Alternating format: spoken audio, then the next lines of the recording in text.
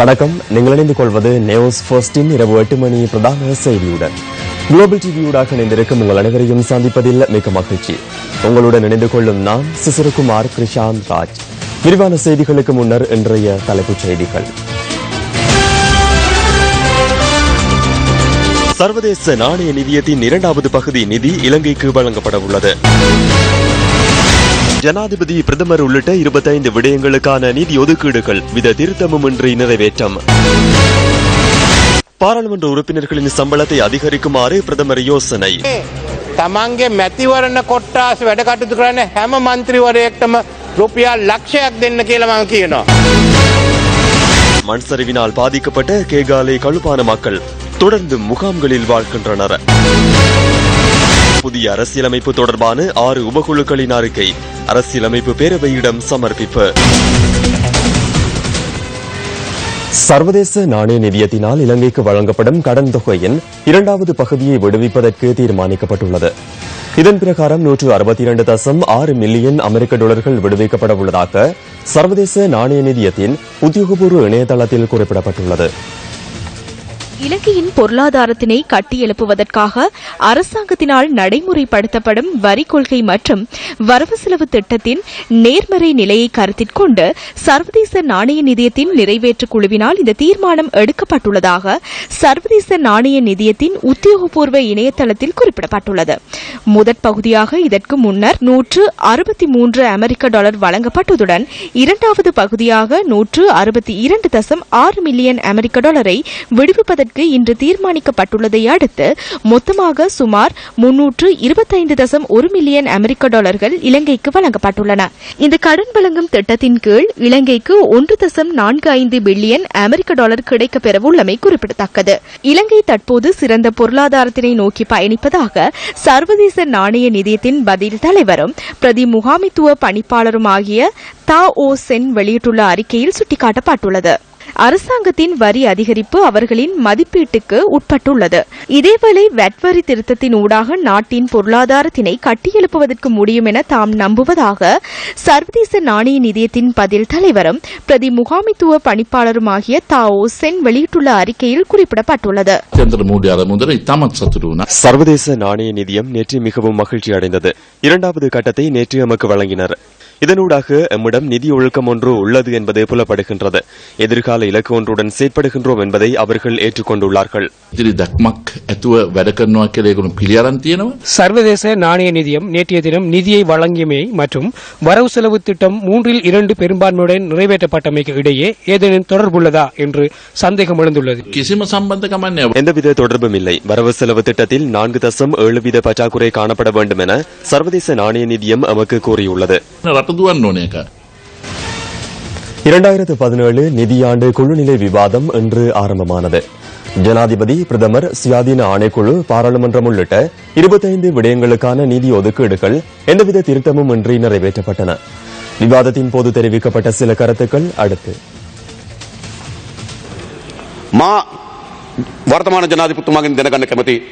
ஜனாதிபதி நிதியத்தை செயற்படுத்துவதற்கான வரையறைகள் என்ன என்பதை தற்போதைய ஜனாதிபதியிடம் அறிந்து கொள்ள விரும்புகின்றேன். முன்னாள் பிரதமர் மருந்துகளை கொள்வனவு செய்வதற்காக ஜனாதிபதி நிதியத்திலிருந்து 219 லட்சம் ரூபாவை செலவிட்டார். முன்னாள் அமைச்சர் கெஹலி ரம்புக்வெல்ல மருந்துகளை கொள்வனவு செய்வதற்காக ஜனாதிபதி நிதியத்திலிருந்து 109 லட்சம் ரூபாவை செலவிட்டுள்ளார். ஜோன் அமரதுங்க அமைச்சரே உங்களுக்கும் உள்ளது. ஹரிசன் அமைச்சர் உங்களுக்கும் உள்ளது. நீங்கள் எதிர்க்கட்சியில் இருக்கும் போதும் மருந்துகளை கொள்வனவு செய்ய அங்கிருந்து பணம் வழங்கப்பட்டது. கிராமத்தவர் ஒருவர் இருதய சத்திர சிகிச்சைக்காக 1,75,000 ரூபாவை பெற்றுக் கொள்வதற்கு பாரிய சிரமத்திற்குள்ளாகின்றார்.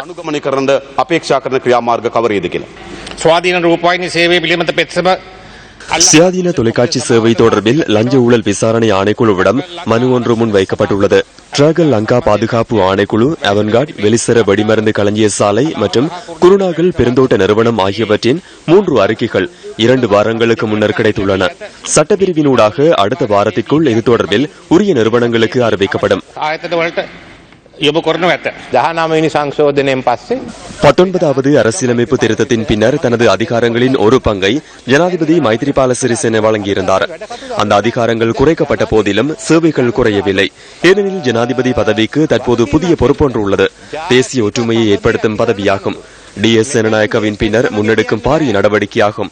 இலங்கைக்கு அடையாளத்தை ஏற்படுத்தி இந்த பதவி புதிய பொறுப்பாக மாறியுள்ளது. சிங்கள பௌத்த பிரிவினைவாதிகள் உள்ளனர், முஸ்லிம் தமிழ் பிரிவினைவாதிகளும் உள்ளனர். அவர்களுக்கு நாம் இடமளிக்கப் போவதில்லை. பாராளுமன்ற உறுப்பினர்களின் சம்பளத்தை அதிகரிக்க வேண்டும் என வரவு செலவு திட்ட குழுநிலை விவாதத்தின் போது பிரதமர் ரணில் விக்ரமசிங்க இன்று தெரிவித்தார்.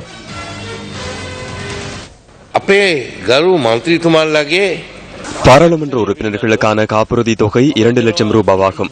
அதனை அதிகரிக்க வேண்டும். அதனை 5 லட்சம் வரை அதிகரிக்காவிட்டால் தற்போது உள்ள வெட் வரிக்கு அமைய குறைந்த பெறுமதி கிடைக்கும். மும்தாஸ் மஹால் சபாநாயகரின் உத்தியோகபூர்வ இல்லம். தற்போது அது உள்ளதா இல்லையா என்று எனக்கு தெரியாது. மும்தாஸ் மஹாலுக்கு கதாநாயகத்துமாக நில நிவாசம் இது தொடர்பில் நாம் கவனம் செலுத்தியுள்ளோம்.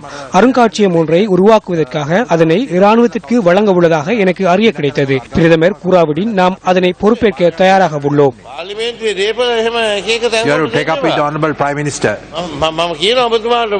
இதன் பொறுப்பாளர் என்ற ரீதியில் பாராளுமன்ற சொத்து தொடர்பில் கவனம் செலுத்தி உறுப்பினர்களின் நலனுக்காக பயன்படுத்துமாறு நான் கூறுகின்றேன். மகிழ்ச்சியுடன் நான் அதனை ஒப்படைக்க தயாராக உள்ளேன். அதற்கான நடவடிக்கையை எடுங்கள்.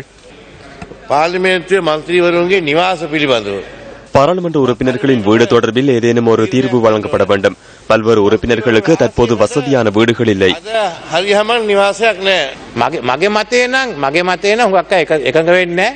பலர் இதற்கு இணக்கம் தெரிவிக்க மாட்டார்கள் என்பதே எனது கருத்தாகும். அமைச்சர்கள் மற்றும் பாராளுமன்ற உறுப்பினர்களுக்கு வழங்கப்படும் நிதி குறைவாக உள்ளது. இதனை அதிகரிக்க வேண்டும். இல்லாவிடின் இதனை முன்னெடுத்து செல்ல முடியாது என்பதே உண்மை. இதனை கொண்டு எவ்வாறேனும் வாழ முடியும் என என்னால் கூற முடியாது. வீட்டுக்கு சென்றால் மனைவி அதிகமாக சம்பளத்தை பெற்றுக் கொள்கின்றார். அந்த நிலைக்கு வந்துள்ளோம். என்னை திட்டினால் பரவாயில்லை.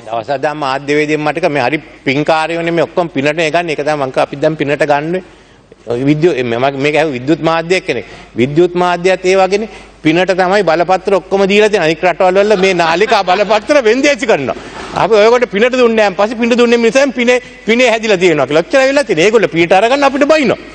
මේකත් මට මාධ්‍යයෙන් බණී. இதற்கும் ஊடகத்தினூடாக என்னை திட்டுவார்கள். செய்வதற்கு ஒன்றுமில்லை. தமது தேர்தல் தொகுதிகளில் வேலை செய்வதற்கு அனைத்து பாராளுமன்ற உறுப்பினர்களுக்கும் 1 லட்சம் வீதம் வழங்குமாறு நான் கேட்டுக்கொள்கின்றேன். பாராளுமன்றத்தில் தெரிவிக்கப்பட்ட மேலும் சில கருத்துக்கள் அடுத்து. தேசிய போலீஸ் ஆணைக்குழு ஒன்று ஏற்படுத்தப்பட்டுள்ள நிலையில் நாடளாவிய ரீதியில் போலீசாரின் இடமாற்றங்கள் மற்றும் பதவி உயர்வுகள் என்பன இந்த ஆணைக்குழு மூலம்தான் மேற்கொள்ளப்படுகின்றதா என்பது பற்றிய தெளிவற்ற நிலைமை காணப்படுகின்றது. ஏனெனில் இவ்வாறான செயல்பாடுகள் தொடர்பில் பல்வேறு அரசியல் தலையீடுகள் இடம்பெறுவதாக கூறப்படுகின்றது. இது தொடர்பில் உண்மை நிலைமை தெளிவுபடுத்தப்பட வேண்டும். அதே நேரத்தில் நான் ஏற்கனவே தொடர்ந்து வலியுறுத்தி வருவதைப் போல் 13வது அரசியல் ஜாப்பு சீர்திருத்தத்தை முழுமையாக நடைமுறைப்படுத்தி மாகாண போலீஸ் ஆணைக்குழுக்களை அமைக்க நடவடிக்கை எடுக்க வேண்டும். அந்தந்த பகுதிகளில் வாழ்கின்ற மக்களின் மொழிகளில் பணியாற்றக்கூடிய போலீஸ் உத்தியோகத்தர்கள் அதிகமாக பணியில் அமர்த்தப்படுவது அவசியமாகும் என்பதையும் நான் தொடர்ந்தும் வலியுறுத்தி வருகின்றேன். මේ ISIS සංවිධානයට එක් වුණු මේ පවුල් 4ක සමාජිකයෝ ISIS இயக்கத்தில் இலங்கைச் சேர்ந்த 4 குடும்பங்களைச் சேர்ந்த 32 பேர் இணைந்துள்ளமையானது 2 வருடங்களுக்கு முன்னர் இடம்பெற்ற சம்பவம். இந்த பிராந்தியத்தின் ஏனைய நாடுகளிலும் இவ்வாறான சம்பவம் இடம்பெற்றுள்ளது. இவர்கள் தொடர்பில் இங்கு இன்னும் எவ்வித பிரச்சனையும் ஏற்படவில்லை. இந்த விடயம் தொடர்பில் முழு முஸ்லிம் சமூகத்திற்கும் இழுக்கு ஏற்படும் வகையில் இணையதளத்திலும் ஊடகங்களிலும் செய்தி வெளியாகுவது தொடர்பில் நான் கவலை அடைகிறேன். முஸ்லிம் சர்வதேச பாடசாலைகளுக்கு கற்பிக்க வரும் சர்வதேச ஆசிரியர்கள் நாட்டில் தீவிரவாதத்தினை ஊக்குவிப்பதாக சொல்லுகிறார்கள். அவர்கள் எங்கிருந்து தகவல்களை எடுத்துள்ளார்கள் என்று தெரியவில்லை. இதனை திருப்பிப்படுத்துவது புதிய அரசியலமைப்பு தொடர்பான 6 உபகுழுக்களின் அறிக்கையை இன்று கூடிய அரசியலமைப்பு பேரவையிடம் பிரதமர் ரணில் விக்ரமசிங்க சமர்ப்பித்தார். இது தொடர்பில் நாம் கூடி கலந்துரையாட வேண்டும். அதன் பின்னர் அமைச்சரவைக்கு அனுப்ப வேண்டும். அவர்கள் நிறைவேற்றிய பின்னர் பாராளுமன்றத்தில் சமர்ப்பிக்க வேண்டும். அந்த சந்தர்ப்பத்தில் 3/2 பெரும்பான்மை ஊடாக நிறைவேற்றப்பட வேண்டும். பாராளுமன்றத்தில் உள்ள பெரும்பான்மையானவர்கள் அதனை அனுமதித்ததன் பின்னர் கருத்து கணிப்பு ஒன்றின் ஊடாக மக்களும் அதனை அங்கீகரிக்க வேண்டும். இந்த பாராளுமன்றத்திற்கு எந்த ஒரு பெரும்பான்மை பலம் இல்லாமை இந்த அரசியலமைப்பை அமைக்கும் போது பலமாக அமைந்தது. நாம் உருவாக்குவது எமது அரசியலமைப்பு ஒன்றல்ல. ஐக்கிய தேசிய கட்சி, ஸ்ரீலங்கா சுதந்திர கட்சி, தமிழ் தேசிய கூட்டமைப்பின் அரசியல் அமைப்பு ஒன்றல்ல. சில விடயங்கள் தொடர்பில் ஜனாதிபதிக்குள்ள அதிகாரம் எவ்வாறு அமைய வேண்டும் என்ற இறுதி தீர்மானத்தை மக்களே எடுக்க வேண்டும். இதனை பாராளுமன்றம் நிறைவேற்றினால் மாத்திரம் போதாது, மக்கள் கருத்து கணிப்புக்கும் செல்ல வேண்டும் என எதிர்க்கட்சித் தலைவர் கூறினார். அவ்வாறு எனின் இந்த அரசியலமைப்பை இந்த நாட்டின் பெரும்பான்மை மக்களும் சிங்கள மக்களும் அனுமதிக்க வேண்டும் என்றே அவர் எமக்கு குறிப்பிடுகின்றார். கடந்த அரசாங்க காலப்பகுதியில் இடம்பெற்ற ஊடகவியலாளர்களின் கொலை, ஊடக நிறுவனங்கள் தாக்கப்பட்டமை மற்றும் சாட்சியங்கள் அழிவடைந்தமை தொடர்பில் சட்ட ஒழுங்கு அமைச்சர் சாகல ரத்நாயக்க இன்று பாராளுமன்றத்தில் கருத்து தெரிவித்தார். மக்கள் விடுதலை முன்னணியின் பாராளுமன்ற உறுப்பினர் நலிந்த ஜெயதேச எழுப்பிய கேள்விக்கு பதிலளிக்கும் போது அவர் இந்த விடயங்களை குறிப்பிட்டார். கொலை செய்யப்பட்ட ஊடகவியலாளர்களின் தகவல்கள் அந்த பட்டியலில் 13 பேர் உள்ளனர். சாதவன் திலகேசன், செல்வராஜா ரஜிவர்மன், பி தேவகுமாரன், சுப்பிரமணியம் சுகிர்தராஜா, சுபாஷ் சந்திரபோஸ், பாஸ்தியன் ஜோர்ஜ், சத்யதாஸ் சுரேஷ், சிவகாமி சிவராஜா, முகமது ரஸ்மி, லசந்த விக்ரமதுங்க, சம்பத் லக்மால் டி சில்வா, சாம்பசிவம் பாஸ்கரன், சின்னத்தம்பி சிவமகாராஜா, அதேபோன்று காணாமற் போன ஊடகவியலாளர் ஒருவர் உள்ளார். பிரகீத் ரஞ்சன் பண்டார எக்னலிகொட. தாக்குதலுக்குள்ளான ஊடகவியலாளர்கள் 87 பேரின் பெயர் பட்டியல் உள்ளது. கைது செய்யப்பட்ட ஊடகவியலாளர்களின் எண்ணிக்கை 20. ලක්වූ මාධ්‍යවේදීන් 87ක ලැයිස්තුවක් තියෙනවා මං සභාගත කරන්නම්. ආයතන 5යි ලංකා ඊනිවුස්. நிறுவனங்கள் 5. லங்கா இ நியூஸ் 1 தடவை, சிரச நிறுவனம் 2 தடவை, டெய்லி மிரர் பத்திரிகை 1 தடவை, சியத்த ஊடக நிறுவனம். தற்போது சில வழக்குகளின் தகவல்கள் மற்றும் சாட்சியங்களை மீள ஆராய்ந்து விசாரணைகள் முன்னெடுக்கப்பட்டு வருகின்றன. பல சாட்சியங்கள் அளிக்கப்பட்டுள்ளன. කටයුතු කරගෙන යනවා. සාක්ෂි බොහෝමයක් විනාශ කරලා තිබ්බේ. சில தாக்குதல் சம்பவங்களுடன் அரசாங்கத்தின் அமைச்சர்கள் தொடர்பு பட்டிருந்தார்கள். அவர்களுக்கு தண்டனை வழங்கப்படாவிடின் எதிர்காலத்தில் எல்லா அரசாங்கங்களும் இந்த சந்தர்ப்பத்தை பயன்படுத்திக் கொள்ள முடியும். சாட்சியங்கள் அளிக்கப்பட்டமையே தற்போதுள்ள தாமதத்திற்கு காரணமாக மீண்டும் அதனை ஆராய சிரமமாக உள்ளது. නැවත ගොඩනගාගෙන හොයාගෙන එන්න තියෙන අමාරුව. அரசு அதிகாரிகள் மற்றும் அரசியல்வாதிகளை அழித்திருப்பார்கள். சாட்சியங்களை அளித்தவர்களுக்கு எதிராக நாம் வழக்கு தாக்கல் செய்துள்ளோம். அத்துடன் அதிகாரிகள் தற்போது விளக்கமறியலில் வைக்கப்பட்டுள்ளனர். சில குற்றவாளிகளுக்கு அரசாங்கத்தின் நிதியை பயன்படுத்தியே சட்ட ஆலோசனை வழங்கப்படுகின்றது. எக்னலிகோட காணாமல் போன வழக்கிலும் குற்றவாளிகளுக்கு சட்ட ஆலோசனை அரசாங்கத்தின் நிதியிலேயே வழங்கப்படுகின்றது. මම ඒ සම්බන්ධව ගරු අග්‍රාමාත්‍යතුමා හොයලා බලන්න. பாராளுமன்றத்தில் நீதியமைச்சர் விஜயதாச ராஜபக்ச ISIS தொடர்பில் நேற்று வெளியிட்ட கருத்து குறித்து அரசியல்வாதிகள் இன்று கருத்து தெரிவித்தனர். எங்களுடைய இந்த நாட்டிலே நேற்று அமைச்சர் பேசுகின்ற பொழுது ISI அமைப்போடு 4 குடும்பங்கள் இலங்கையைச் சேர்ந்தவர்கள் இருப்பதாக 2 வருடங்களுக்கு முன்னர் அது நடந்த செய்தியாக நான் பிறகு கேள்விப்பட்டேன். அதனுடைய உண்மைத்தன்மை எனக்கு தெரியாது. இந்த நாட்டிலே வாழுகின்ற எந்த ஒரு முஸ்லிம் அமைப்போ அல்லது எந்த ஒரு தனிநபரோ ஒரு இஸ்லாமியர்கள் இந்த நாட்டிலே உலக சர்வதேச பயங்கரவாத அமைப்பாக பார்க்கப்படுகின்ற ISIS அமைப்புக்கு ஒருபோதும் அவர்கள் உடந்தையாகவோ ஆதரவளிக்கவோ அல்லது அதற்கு ஆதரவாளர்களாக ஒருபோதும் மாற மாட்டார்கள் என்ற உறுதிமொழியை நான் தருவதோடு அந்த சமுதாயத்தை வீண் பலிக்கு அழைக்கின்ற சில நடவடிக்கைகள் அண்மை காலமாக தொடர்ந்து நடந்து வருகின்றது. அவ்வாறு நடந்த ஒரு தொடர்ந்து செய்த அந்த அநியாயத்தை கடந்த அரசு அதை தடுத்து நிறுத்தாத காரணத்தினால் அதற்குரிய விளைவை அவர்கள் அனுபவித்தார்கள். பாராளுமன்றத்திலே பேசியிருக்கிறார்கள். 32 பேர் ஐசிஸ் என்று ஒரு தீவிரவாத அமைப்புக்குள் 32 இலங்கை முஸ்லிம்கள் இருப்பதாக நான் கௌரவ நீதி அமைச்சரை பார்த்து கேட்க விரும்புகிறேன். முதலாவது, இந்த 32 பேர் யார் என்று நீங்கள் சொல்லியாக வேண்டும். ஏன் இவர்கள் முஸ்லிம் தீவிரவாதிகள் என்று நீங்கள் சொல்லுகின்றீர்கள்? முஸ்லிம் சமூகத்திற்குள் எந்த விதமான தீவிரவாதமும் இருக்கக்கூடாது என்பதில் மற்ற சமூகங்களை விட நாங்கள் தெளிவாக இருக்கிறோம். இந்த தீவிரவாதத்தால் எங்கள் ஒரு நாட்டிலே ஒரு உலகத்திலே முஸ்லிம் சமூகம் சீரழிந்து கொண்டிருக்கின்ற யதார்த்தத்தை நாங்கள் புரிந்து கொண்டு பேசிக் கொண்டிருக்கிறோம். இவ்வாறு முஸ்லிம்களுக்கு முத்திரையிடுகின்ற இவ்வாறான பேச்சுக்களை நிறுத்த வேண்டிய தேவை பொறுப்புள்ள அமைச்சர்களுக்கும் அதிகாரிகளுக்கும் இருக்கிறது. செய்திகள் தொடர்கின்றன. வடமாகாண சாதனையாளர்கள் கௌரவிப்பு விழாவில் கலந்து கொண்ட வடமாகாண முதலமைச்சர் CV விக்னேஸ்வரன் இவ்வாறு கருத்து வெளியிட்டார். இந்த புலமை பரிசில் பரீட்சைகள் தொடர்பாக நாம் சற்று ஆராய வேண்டி இருக்கின்றது. குழந்தைகளின் சின்னஞ்சிறு வயதில் அவர்களை போட்டியில் ஈடுபடுத்துகின்றோம். பெற்றோர்களின் போட்டி மனப்பான்மையை நாங்கள் பிள்ளைகள் மீது திணிக்கின்றோம். பல திறமைமிக்க மாணவர்கள் கூடுதலான அழுத்தங்களுக்கு ஆளாகின்றார்கள். அதாவது வீட்டில் நெருக்கடி அவர்களுக்கு, பாடசாலையில் நெருக்கடி, டியூஷன் வகுப்பில் நெருக்கடி என தொடர்ச்சியான பல நெருக்கடிகளினால் பலருக்கு பாடங்களில் வெறுப்பு ஏற்பட்டு பரீட்சைகளில் அவர்கள் துரதிர்ஷ்டவசமாக கோட்டை விட்டு விடுகின்றார்கள். இதற்கு மாறாக நாங்கள் இம்மாணவ மாணவியர் மேலும் மேலும் ஊக்கப்படுத்தப்பட்டு உயர்கல்விகளில் மிகச்சிறந்த பெறுபேறுகளை பெற்றுக்கொள்ளக்கூடிய வகையில் அவர்களின் அறிவு விருத்தி சீரான வளர்ச்சி பாதையில் செல்வதை உறுதிப்படுத்தல் வேண்டும்.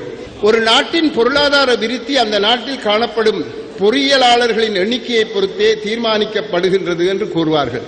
வைத்தியர்களை பழிக்க முற்படும் பொறியியலாளர்கள், அவர்களை விமர்சிக்க முற்படும் பொறியியலாளர்கள் நாட்டில் காணப்படுகின்ற வைத்தியர்களின் எண்ணிக்கை அந்த நாட்டின் நோய் தாக்கத்தின் அளவு சுட்டியாக கொள்ளப்படலாம் என்று விகடமாக கூறுவார்கள்.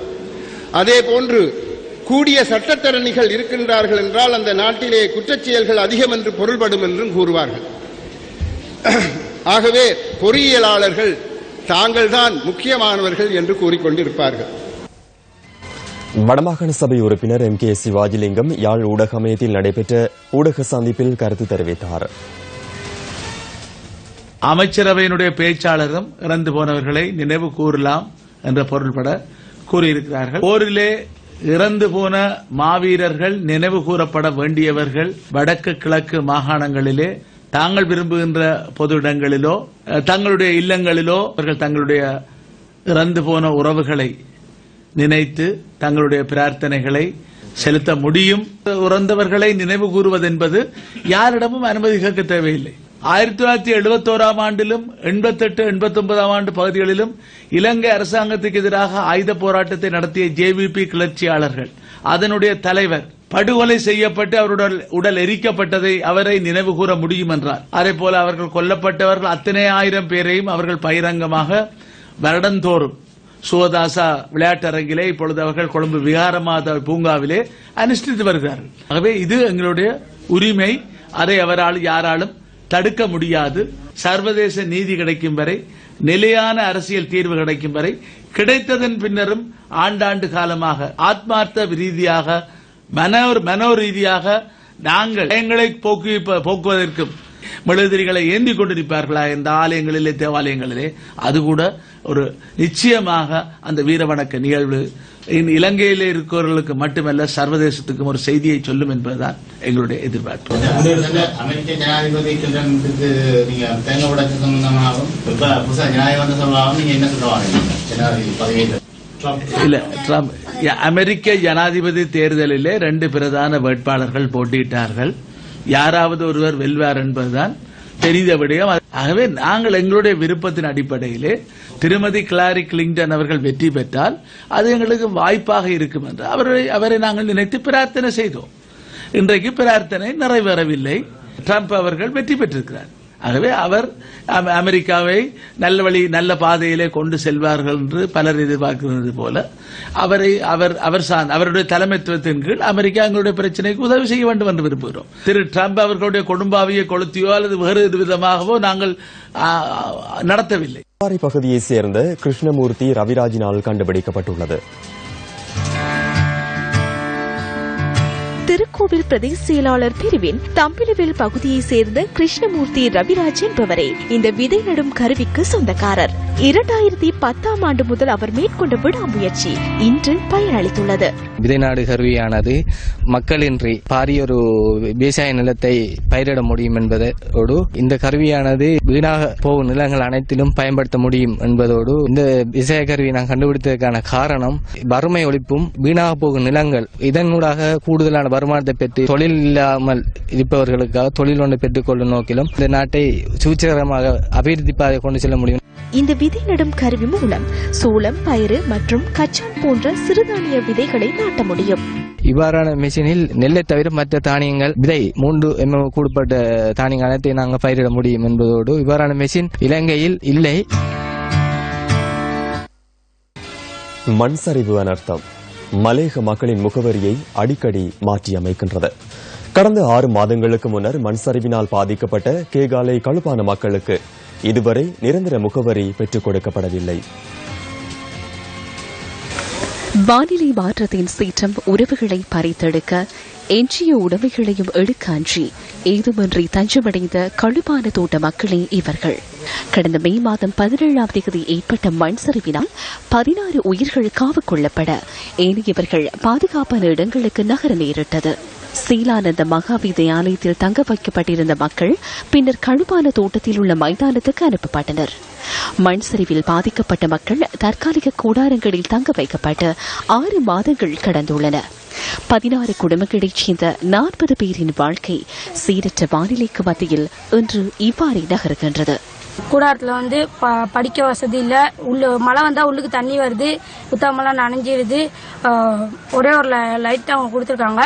அந்த லைட்டில் வச்சு தான் நாங்களாம் அட்ஜஸ்ட் பண்ணிக்கிட்டு இருக்கோம். 16 குடும்பத்துக்கும் ஒரு ரெண்டு டாய்லெட் கட்டி கொடுத்துருக்காங்க. மரமட்டைங்களும் வெட்டிடணும். மரமட்டைங்க சார் 2-3 மரம் இருக்கு. இன்னைக்கு கூடாரம் 3 கூடாரம் பக்கத்துலயும் 3 மரங்க இருக்கு. அந்த 3 மரத்தையும் நாங்களும் எவ்வளவு பேத்துக்கிட்டே சொல்லிட்டோம். ஆனா வெட்டினா பாடல. அந்த மரத்தை வெட்டிட்டா நல்லது. இல்லாட்டி போனா எங்களுக்கு அந்த மரம் விழுந்து உடஞ்சா நாங்க பிள்ளைகளும் சாகணும், நாங்களும் சாகணும். அதே மாதிரி தான் நாங்களும் சாகுறதுக்கு உண்டான நிலைமையா தான் எங்களுக்கு இருக்கு. எங்களுக்கு அதனால இதை கட்டி கொடுத்தா, அந்த மரத்து மட்டைகளை வெட்டிட்டு வீடை கட்டி கொடுத்தா நல்லது. டொய்லெட்டு அந்த குசினியில ஆக்கி இங்க எடுத்துட்டு வரணும். 16 கூடாரத்துல உள்ளவங்களும் அந்த குசினியில தான் ஆக்கணும். ஐடியும் கடை வாங்குறாங்க, எழுதுறாங்க, போறாங்க, வராங்க. ஒன்னு தெரிஞ்சு எங்களுக்கு ஒண்ணுமே நடக்கல. இது இத்தனை நாளைக்கு நாங்க நனைஞ்சிட்டு கிடக்குறது. இந்த மாதிரி நனைஞ்சு நாங்க இன்னும் இருக்கிறத கொண்டு போயிட்டு ஒரேதான் குழியில தான் தள்ளுவாங்க போல தெரியுது. எங்களுக்கு ஒரு வீடு வாசல கட்டி கொடுத்தாலே நாங்க போயிட்டு நிம்மதியா இருக்கிறதுக்கு. இதுல படுக்காத தரவைக்கு ஈரம் சொதனு இதுல தான் கடந்துகிட்டு சீரழிகிறோம் நாங்க. பாதிக்கப்பட்ட மக்களுக்கான வீடுகளை நிர்மாணிப்பதற்காக கடந்த ஜூன் மாதம் 9ஆம் தேதி அடிக்கல் நாட்டப்பட்டது. பாதுகாப்பான இடங்களில் 100 வீடுகளை அமைப்பதற்கான அடிக்கல் நாட்டப்பட்ட போதிலும் நிர்மாணப் பணிகள் முன்னெடுக்கப்படவில்லை என பிரதேச மக்கள் தெரிவிக்கின்றனர். மண் சரிவில் சிக்காது மயிரிழையில் தப்பிய உயிர்கள் தற்காலிக கூடாரங்களில் இவ்வாறு அடைப்பட்டு கிடக்கும் பேரவலம் முற்றுப்பெறுவது எப்போது? வடக்கு கிழக்கில் நிலவும் வீடு பற்றாக்குறை தொடர்பில் தமிழ் தேசிய கூட்டமைப்பினால் பிரதமர் மற்றும் ஜனாதிபதி ஆகியோருக்கு மகஜர் ஒன்று அனுப்பி வைக்கப்பட்டுள்ளது. கூட்டமைப்பின் 16 உறுப்பினர்கள் கையொப்பமிட்டு இந்த மகஜரை அனுப்பி வைத்துள்ளனர். 3 தசாப்த கால யுத்தத்தால் பாதிக்கப்பட்டுள்ள வடக்கு கிழக்கு மக்களுக்கு வீட்டு தேவையானது அவசரமாக பூர்த்தி செய்ய வேண்டிய பிரச்சினையாக காணப்படுவதாகவும் அந்த மகஜரில் குறிப்பிடப்பட்டுள்ளது. யுத்தம் நிறைவடைந்ததன் பின்னர் இந்திய அரசாங்கத்தினால் 50,000 வீடுகள் வழங்கப்பட்டதாகவும் தெரிவிக்கப்பட்டுள்ளது. இதேவேளை மீள்குடியேற்ற அமைச்சினூடாக 65,000 பொருத்து வீட்டு திட்டத்தை நிர்மாணிக்க திட்டமிடப்பட்டுள்ளது. தலா 2.1 மில்லியன் ரூபாய் செலவில் நிர்மாணிக்கப்படும் பொருத்து வீட்டு திட்டத்தை தமிழ் தேசிய கூட்டமைப்பு ஏற்கனவே நிராகரித்ததாகவும் கூட்டமைப்பினால் விடுக்கப்பட்டுள்ள மகஜரில் தெரிவிக்கப்பட்டுள்ளது. கால்நிலை, நிரந்தரமற்ற கட்டுமானம், அதிக செலவு உள்ளிட்ட பல காரணிகளின் அடிப்படையில் பொருத்து வீட்டு திட்டத்தை நிராகரித்ததாகவும் தமிழ் தேசிய கூட்டமைப்பு குறிப்பிட்டுள்ளது. எனினும் மக்களுக்கு வீட்டு தேவை அதிகமாக காணப்பட்டதால் குறைந்த செலவில் நிர்மாணிக்கப்படும் வீடுகளை கோரியிருந்தனர். பொருத்து வீட்டு திட்டத்துக்கு எதிர்ப்பு தெரிவித்து மாவட்ட ஒருங்கிணைப்பு குழு கூட்டங்களில் எடுக்கப்பட்ட தீர்மானங்கள் குறித்தும் மீள்குடியேற்ற அமைச்சுக்கு அறிவித்திருந்ததாகவும் தமிழ் தேசிய கூட்டமைப்பு குறிப்பிட்டுள்ளது. இந்த விடயம் தொடர்பில் கலந்துரையாடுவதற்கு மீள்குடியேற்ற அமைச்சருக்கு தனிப்பட்ட ரீதியில் மேற்கொள்ளப்பட்ட தொலைபேசி அழைப்புகளுக்கும் சிறந்த பதில் கிடைக்கவில்லை எனவும் ஜனாதிபதி மற்றும் பிரதமருக்கு கூட்டமைப்பு அனுப்பியுள்ள மகஜரில் தெரிவிக்கப்பட்டுள்ளது. பொருத்து வீட்டு திட்டத்துக்கு மாறாக மக்கள் பாரம்பரியமாக நிர்மாணித்த செங்கற்பீடுகளை நிர்மாணிப்பதற்கு வழிவகைகளை மேற்கொள்ளுமாறு தமிழ் தேசிய கூட்டமைப்பு கோரியுள்ளது. இந்த விடயம் தொடர்பில் உடனடியாக நடவடிக்கை எடுக்க வேண்டும் எனவும் தமிழ் தேசிய கூட்டமைப்பினால் ஜனாதிபதி மற்றும் பிரதமருக்கு அனுப்பி வைக்கப்பட்டுள்ள மகஜரில் சுட்டிக்காட்டப்பட்டுள்ளது. தோட்ட தொழிலாளர்களின் சம்பளம் தொடர்பான கூட்டு ஒப்பந்தத்திற்கு எதிராக வழக்கு தாக்கல் செய்வது குறித்த கலந்துரையாடல் ஒன்று மாத்தளையில் இன்று நடைபெற்றது. தோட்ட தொழிலாளர்களின் சம்பள உயர்வு தொடர்பில் அண்மையில் கைச்சத்திடப்பட்ட கூட்டு ஒப்பந்தத்துக்கு எதிராக வழக்கு தாக்கல் செய்வதற்காக கையெழுத்து சேகரிக்கும் நடவடிக்கையும் இன்று முன்னெடுக்கப்பட்டது. தோட்ட தொழிலாளர்களிடம் சுமார் 50,000 கையெழுத்துக்களை பெற்று கூட்டு ஒப்பந்தத்துக்கு எதிராக வழக்கு தாக்கல் செய்வதற்கு இந்த கலந்துரையாடலின் போது தீர்மானிக்கப்பட்டது. மாத்தளை நகரத்தில் ஆரம்பிக்கப்பட்ட கையொப்பம் தோட்ட தொழிலாளிகளின் சம்பளத்தை நிரந்தரமான சம்பளத்தை பெறுவதற்காக உயர்நீதிமன்றம் செல்வதற்கான கையொப்பம் எடுக்கிறோம். 50,000 கையொப்பம் தோட்டமாக சென்று தான் எடுப்பதற்கு ஏற்பாடு செய்திருக்கோம். சம்பளம் தொடர்பான கூட்டு ஒப்பந்தம் இந்த தோட்ட தொழிலாளர்கள் மிக மோசமாக காட்டி கொடுத்திருக்கிறது.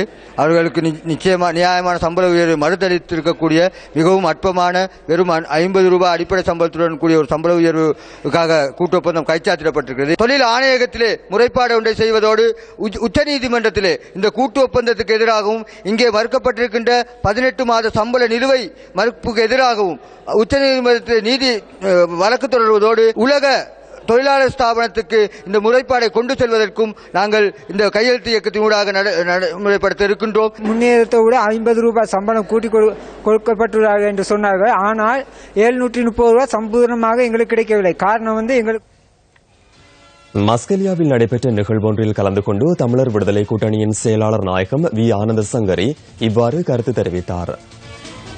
நீங்கள் ஒரு நாளைக்கு காரியங்களுக்கு சம்பளம் தான் எங்களுக்கு ஒரு மாதம் கிடைக்கும். எம்பிசி 600 ரூபாய் சம்பளம் எடுத்து ஒரு கிளாஸ் கூட வைக்க முடியாது. தோட்ட தொழிலாளி கிடைத்த சம்பளம் வருமானம் போதான்றால் அதுக்கு போதாத நிரப்புறதுக்கு அரசாங்கம் அவர்களுக்கு ஒரு குறிப்பிட்ட தொகை உணவுப் பொருட்கள் இலவசமாகவும் அல்லது குறைஞ்ச சப்சிடைஸ் கொடுக்கும். 6 கோடி வரி விலக்கு கொடுத்திருக்காரு இந்த நாட்டு பிரதம மந்திரி. எங்களுடைய பாராளுமன்ற லட்சம் வரி விலக்கு கொடுத்த அளவுக்கு ஒரு உயர்ந்த வாகனம் பற்றிக்கிற எம்பியால உங்களை கூட்டு படிக்கிற முடியுமா? இத்துடன் நியூஸ் ஃபர்ஸ்டின் இரவு 8 மணியின் பிரதான செய்தி நிறைவு பெறுகின்றது. மீண்டும் சந்திக்கலாம் நியூஸ் ஃபர்ஸ்டின் 10:45 பிரதான செய்தியில். வணக்கம்.